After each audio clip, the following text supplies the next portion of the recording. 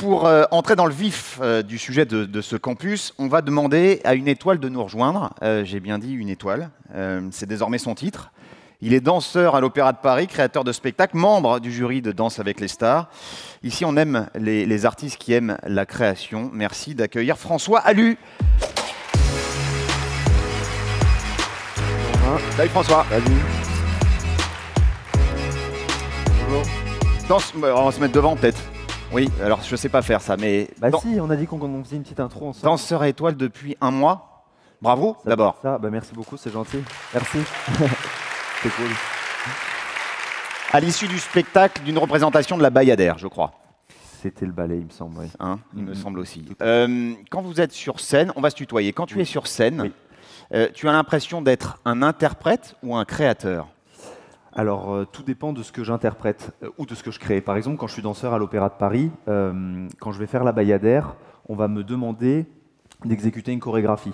Dans cette chorégraphie, il y a des passages qui sont imposés, et c'est vrai que j'ai un peu la fâcheuse tendance de les interpréter. C'est-à-dire que je vais rajouter à ma sauce un saut, une variante, un ralenti, un accéléré.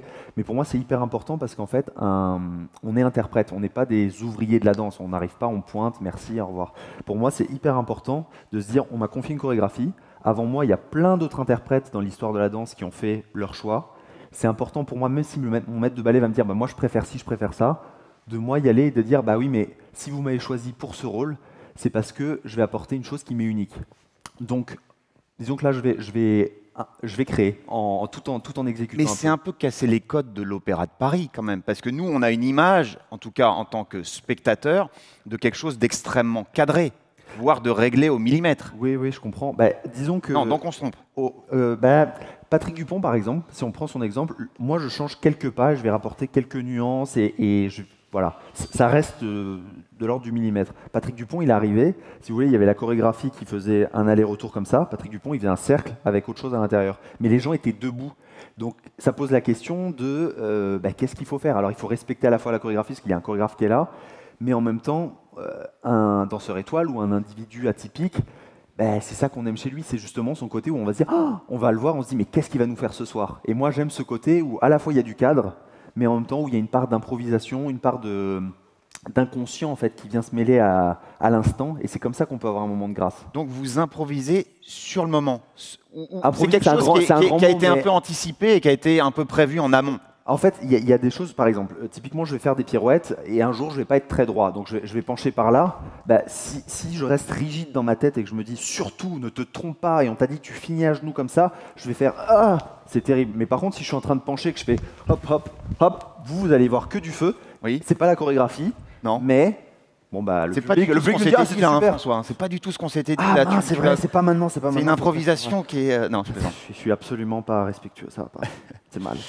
Pendant le confinement, oui, il s'est passé beaucoup de choses dans ta vie. Là, pour le coup, tu as créé réellement. Oui. Et on a d'ailleurs des images qui vont venir nous accompagner. Je voudrais juste que tu nous expliques quel a été un peu ton processus créatif. Et je vais essayer de compléter ma question. Merci, comme ça j'ai le temps de boire. Voilà, là, on reconnaît à peu près, on était tous confinés, donc les rues étaient parfaitement vides. Oui. Et toi, tu as eu une idée. Absolument. En fait, ce qui s'est passé, c'est assez dingue, c'est que pendant le confinement, il y a eu une sorte d'alignement des planètes qui s'est fait. Il y a une dame qui m'a dit, tu devrais collaborer avec telle grande marque, il faut faire un film. Bon, je me suis dit, allez, je vais essayer. Ce film a plu à Kamel Ménour qui a produit en fait ce film-là. Et effectivement, c'est né comment? C'est-à-dire que moi, je voyais autour de moi, il y avait plusieurs personnes. Il y avait les personnes qui, malheureusement, étaient hyper déprimées, qui commençaient peut-être à beaucoup manger, à voir tous les démons qui ressortaient, la cigarette, l'alcool. Enfin, il y avait une sorte d'autodestruction par peur, je pense. Je voyais certains de mes amis et collègues qui commençaient à poster des trucs sur Instagram où ils étaient comme ça en train de se morfondre et faire des vidéos soi-disant artistiques et où tout était très sombre et on les voyait et je me dis mais c'est terrible. J'entends que l'art n'est pas essentiel et je me dis mais alors là c'est génial, on a mis de l'huile sur le feu, ça va exploser. Je me suis dit alors notre rôle, il est essentiel justement, on se doit de remonter le moral des troupes et c'est maintenant que l'art est plus essentiel que jamais. Donc ce film, il s'appelle La Source, et justement, l'idée c'était de se dire, en fait, qu'est-ce qui se passe? Il y a plus personne dans les rues, on est tout seul, on est seul avec nous-mêmes, on est seul malheureusement face à cette pandémie, à la mort qui est imminente. Qu'est-ce qu'il nous reste à faire? Où est-ce qu'on a de la prise finalement? Et je me suis dit, la chose qu'on n'a pas d'habitude et qu'on a là, c'est potentiellement le silence et le calme et le moment de pouvoir faire une introspection et de se dire en fait, qu'est-ce qui est essentiel justement? Si demain on devait partir, qu'est-ce qui est essentiel? Et moi, il se trouve que j'étais dans la chambre de mon enfance. Je me suis allongé, je me suis dit, mais toute ma vie, en fait, je réagissais à ce qui se passait, mais j'agissais pas et j'ai jamais pris le temps de penser. Et en étant dans cette chambre, c'était très propice à ça, je me suis dit, mais si je redevenais un petit enfant? Parce que quand j'étais enfant, je m'amusais, je créais en permanence, j'avais plein d'idées.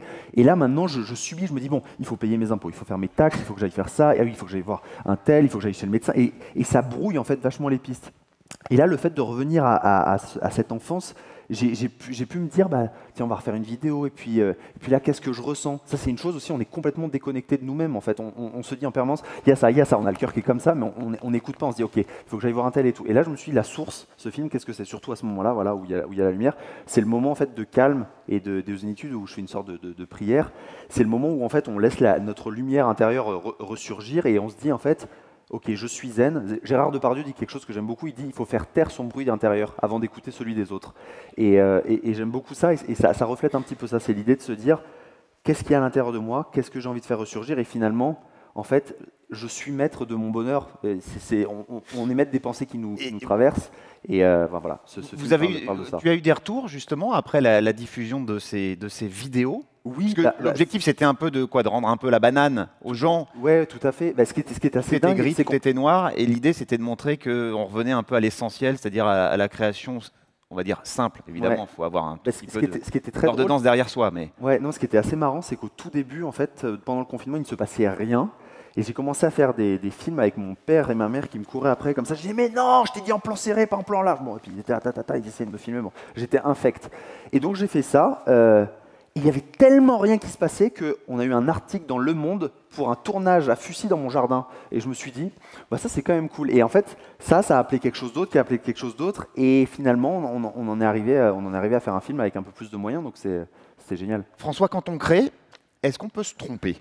Oui, alors ça c'est hyper intéressant. Est-ce que l'erreur fait partie de la création? Absolument. En fait, l'erreur, c'est vraiment essentiel. C'est-à-dire que quand on va, par exemple, moi, quand je vais créer une chorégraphie ou que je vais commencer à écrire, il y a toujours un moment où on se dit, bon, on commence, on écrit les premiers mots, on se dit, non, ça va pas, non, ça va pas. Et en fait, ce qu'il faut, je pense, c'est casser le syndrome de la page blanche et laisser parler son inconscient. Même si on commence à écrire n'importe quoi, de dire, aujourd'hui j'ai super faim, ça va pas trop, et puis et d'un coup on sait pas pourquoi il y a quelque chose qui va arriver. Donc là on commence à créer, on se dit ah tiens j'ai un fil, j'ai envie de parler de ça, Et à un moment, surtout en chorégraphie par exemple, on va dire que ma chorégraphie je vais faire tac tac, et pendant que je me filme et que je suis en train de danser, je vais faire tac, et je vais dire ah non je me suis trompé. Et je vais regarder sur la vidéo, et je vais me dire ah mais c'est marrant en fait, je suis passé derrière avant de repasser devant. Peut-être que je peux rajouter ce pas. Il ne faut pas avoir peur de l'erreur parce que l'erreur, justement, je pense que c'est l'inconscient qui vient s'inviter dans le conscient et c'est pas grave justement. Dans une création, il faut saisir ces instants. C'est essentiel en fait à la création. La vidéo te permet d'avoir un retour. En fait, toujours.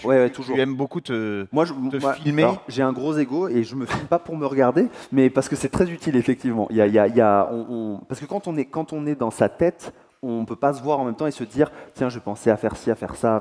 On est en train de se. Il y a ce qu'on ressent quand on est sur scène et se dire ah là c'est cool, ça bouge bien, là ça va faire comme ça, comme ça. Et il y a aussi l'instant T en fait, ce qui se passe, c'est de se dire est-ce que là, moi je sais que quand je crée, j'aime bien mettre des parfums, des formes. Je vais dire par exemple là je pars dans un truc un peu géométrique, là je vais faire une texture un peu avec du flow et de la mobilité, un saut, un freeze, on va juste faire un point fixe et on va juste bouger ça. Ensuite on va changer de dimension, on va se baisser, on va bouger. Et en fait avec tous ces process on crée. Mais il y a le moment où de restitution, on se dit bon maintenant j'essaie de refaire ma choré et où on se trompe et on se dit ah j'aurais pas dû faire ça et on regarde sur la vidéo et souvent on se dit ah c'est vachement plus intéressant. Enfin moi je sais que c'est un process que je pratique beaucoup. Quand tu crées, c'est pour toi ou c'est pour les autres? Alors l'envie de créer elle déborde à l'intérieur de moi parce que et je pense qu'elle vient souvent de c'est un peu fou ce que je veux dire mais de la colère. Par exemple, on peut voir des choses et on se dit mais pourquoi ils font toujours la même chose? Et d'ailleurs, souvent dans les repas, ça se fait remarquer, quand on parle ou de politique ou chose, mais non, mais c'est n'importe quoi, ils devraient pas faire ça, ils devraient faire ça, ils devraient faire ça. Moi, je ferais ça à leur place. Moi, j'entends tout le temps, mais moi si j'étais au pouvoir, moi, je ferais ça. Bah vas-y, fais-le.